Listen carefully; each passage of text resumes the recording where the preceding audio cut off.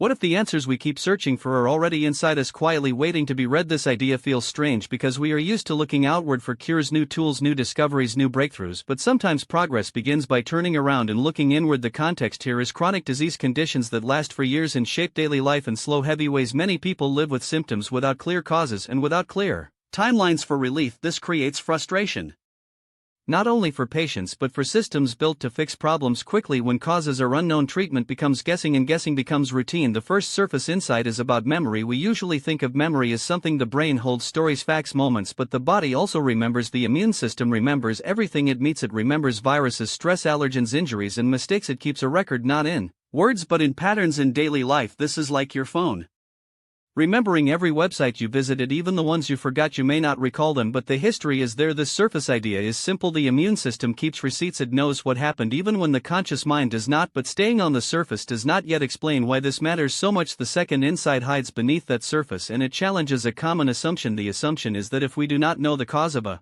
disease, then the cause may not exist or may be impossible to find. This assumption has guided years of care where symptoms are managed without understanding origin, but the immune system suggests a different story. It suggests that causes leave marks even if we missed the moment, even if it happened years ago, even if it looked small at the time the body noticed. In everyday life we see this when an old injury flares up during stress or when a smell brings back emotion from childhood. The event passed but the imprint remained. So the hidden idea is that lack of knowledge does not mean lack of evidence. It means we have not learned how to read the evidence yet. The third insight moves from individuals to structure. It is about how science usually proves things. We often trust large, long studies because they feel solid and safe. They take time, money, and many people, but there is another path, one that looks backward instead of forward, one that reads the imprint left behind and infers the cause from the trace. This is like solving a crime not by watching it happen but by studying fingerprints and footprints. The structure of discovery shifts from waiting decades to reading archives already written. This matters because it changes speed and scale. It allows learning from fewer samples when the signal is clear in daily systems. This is like fixing a problem at work by studying logs instead of waiting for another failure, or understanding a relationship by noticing repeated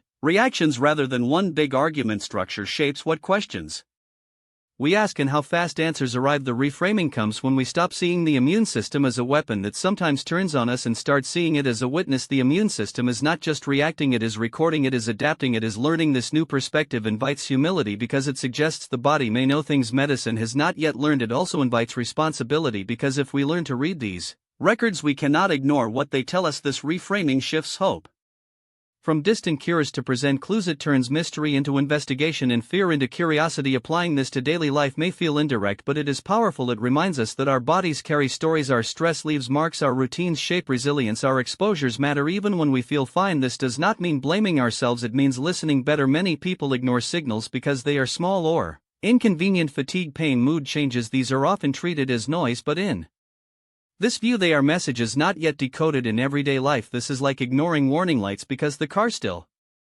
runs. Listening earlier does not create illness, it reveals it. The optional deepening here touches the mind. The idea that immune memory connects to mental health challenges another boundary. We often assume that the mind and body are separate. Stress is often treated as psychological while inflammation is treated as physical, but the immune system does not divide experience this way. It records stress, chemistry, and context together. This helps explain why long stress can change mood, why illness can affect thought, and why recovery is uneven in daily life. We see this when a long hard season changes how someone reacts even after it ends. The body learns something during that time. It adapted. That adaptation can protect or harm depending on context. Learning to read these patterns could help shift care from labels to causes, from naming disorders to understanding triggers. This does not promise easy fixes, it promises clearer questions, and clearer questions often lead to better care. As we sit with this idea, the future it suggests is quieter than hype. It is not about miracle cures overnight, it is about reading what is already written and acting with care. It is about respecting the intelligence of the body while applying human tools with patience. It is about shortening the distance between cause and understanding so fewer people live in uncertainty for years. If chronic disease could become less chronic, not because we forced